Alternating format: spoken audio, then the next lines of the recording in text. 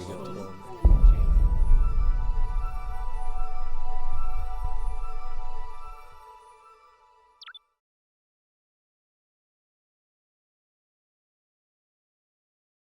I think the first thing I noticed was that Ed was not listening to me.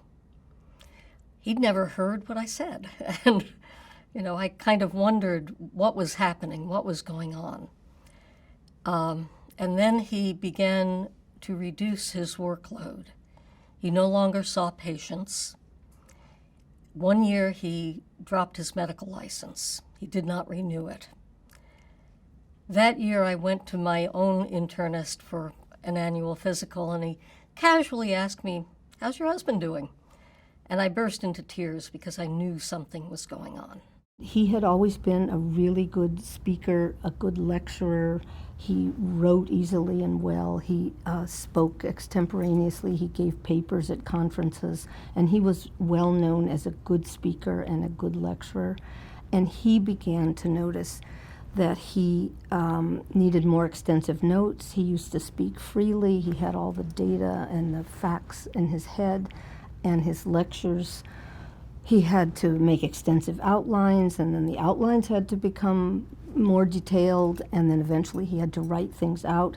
So he himself became concerned about his memory, even though he was still performing and still working. And he went to his personal physician and complained about his memory. He eventually went to a neuropsychologist and had testing. He went to a therapist. And at that point, I wasn't particularly noticing things, and other people weren't, but he was. I had noticed a little bit of a change in her handwriting, that it was not quite as clean and crisp as it had been. And you don't really notice those things so much until you see, somebody signing a document or working on writing through the checkbook and those kind of things. So those were really probably the first signs for me that, something wasn't quite right. Actually, just about a year and a half ago, just before Thanksgiving, we were getting Thanksgiving meals ready. Janet was helping me in the kitchen. I do all the cooking, and she helps me with the prep. And I asked her to get me something.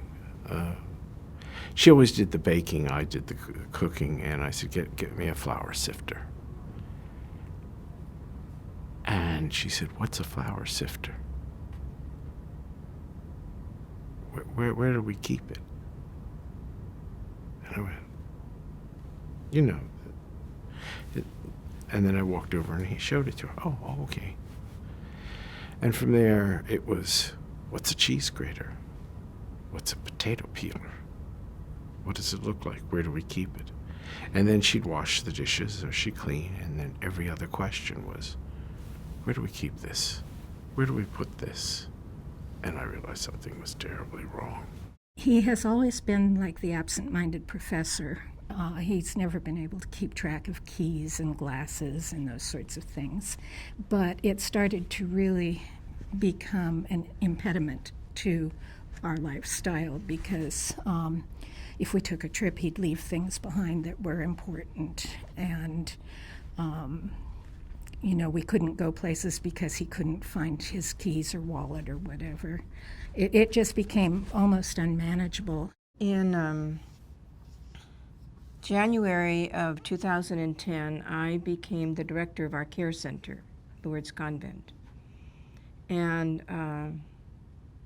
that's a time when Billy was falling out of bed, and she broke an arm or a wrist, and she hurt her foot. So she moved to Lourdes Convent, and she again fell out of bed. And that's really when I noticed the hallucinations started. And she would see a man, she'd call me and she'd say, "There's a man in the chair," and she would beat him with her pillow to get him out. Or she'd see little children outside. So the director of clinical services suggested that maybe we needed to go to a doctor. So we went to her primary doctor, and she had an MRI, and then she went to a psychiatrist who started her on medications, and the medications made it worse. So then they said for us to go to a neurologist, and it was a neurologist in November of 2010 who diagnosed her with Lewy body. The doctor agreed to put her through some testing. I described it. She could remember so much of everything of our lives, past, kids, whatever. But there were holes. I said it was like Swiss cheese. There were things missing. And so we went through the testing. And when we came out of it,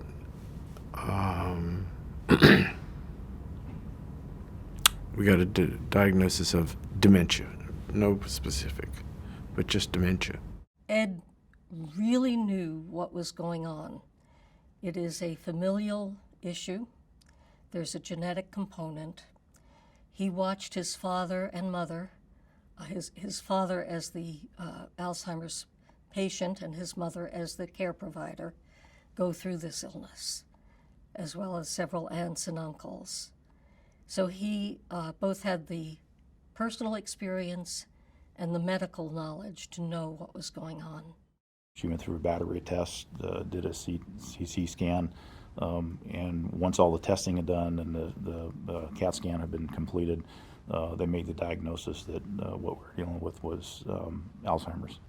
In a way, it was a relief to know, because then I could put the blame for ignoring me on a disease rather than on my husband. I was getting very irritated with him, that I thought he wasn't trying hard enough, that he'd just sort of given up and wasn't even trying. And so it was good to get the diagnosis.